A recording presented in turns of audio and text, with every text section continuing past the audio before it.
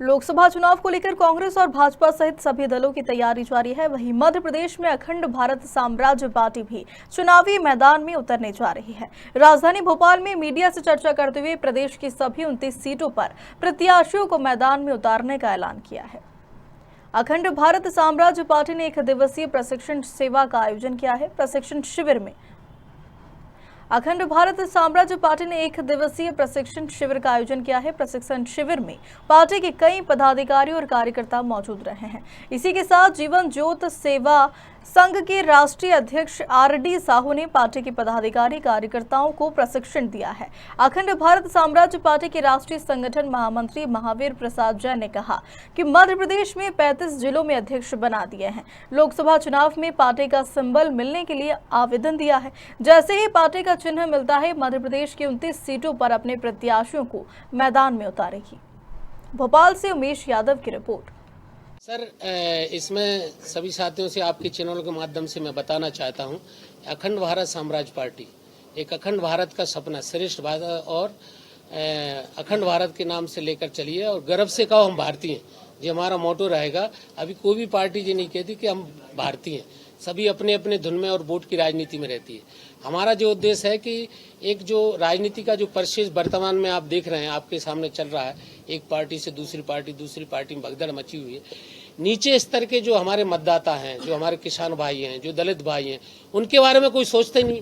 अपना सोच लेते हुए सभी लोग आगे बढ़ रहे हैं और एक अपने व्यक्तिगत लाभ के लिए सभी भगदड़ मची हुई है।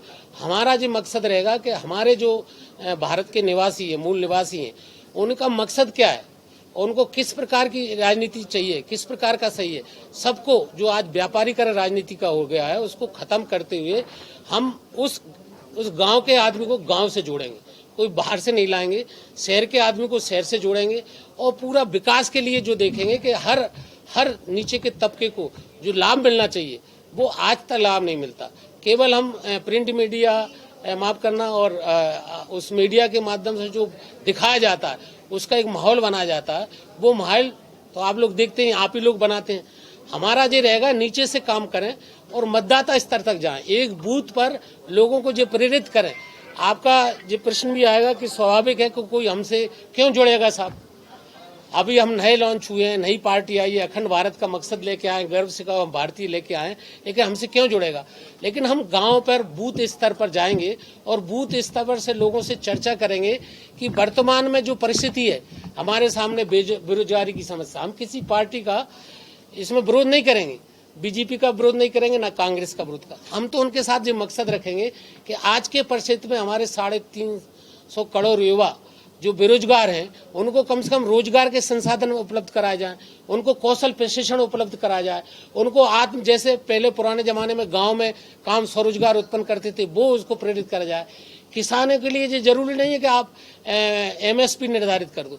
अगर हम पोटास का खाद, यूरिया 50% पे दे दें, बीज 50% में दे दें और ट्रांसफार्मर में जो पैसा लगता है वो आधा सब्सिडी दे दें या बीज आधा दे दें, तो उसकी जो छोटी मोटी समस्या हल हो जाएगी। और जो ही चाहता है किसान, क्योंकि अगर एक नया राजनीतिक परिवेश में ले जाकर के राजनीतिक के परिदृश्य को कैसे बदला जाए, राजनीतिक क्षेत्र में कैसे क्रांति लाया जाए। जैसे सबसे पहले मैं अखंड भारत साम्राज्य पार्टी के सभी पदाधिकारीगण और कार्यकर्तागण को बधाई देना चाहता हूं कि उन्होंने मुझे ट्रेनिंग के लिए चुना और ट्रेनिंग के लिए बुलाया। अगर हमें कांग्रेस पार्टी बुलाती है, हम तो समाज सेवक हैं, हमें कांग्रेस पार्टी ट्रेनिंग के लिए बुलाएगी तो हम उसके पास जाएंगे। भारतीय जनता पार्टी बुलाएगी कार्यकर्ताओं के शिविर और प्रशिक्षण के लिए तो हम उसके पास जाएंगे। तो रामानुज जीवन ज्योति संघ के हम राष्ट्रीय अध्यक्ष हैं और ये हमारे रामानुज जीवन ज्योति संघ के राष्ट्रीय उपाध्यक्ष हैं। तो हमारा मूल रूप से है कि आज की स्थिति ऐसी है कि राजनीति में चाहे कांग्रेस हो या भारतीय जनता पार्टी हो या बहुजन समाज पार्टी, कोई भी पार्टी हो, उनका सबका देश को विकास में, यकीनन उनका विकास में योगदान है। हम उन सबको प्रणाम करते हैं। बट वर्तमान राजनीतिक परिवेश में जो बुराइयां हो रही हैं, कुरीतियां हो रही हैं, राजनीति का जो व्यापारीकरण हो रहा है, उस व्यापारीकरण को लोगों तक पहुंचाना हमारा परम कर्तव्य है।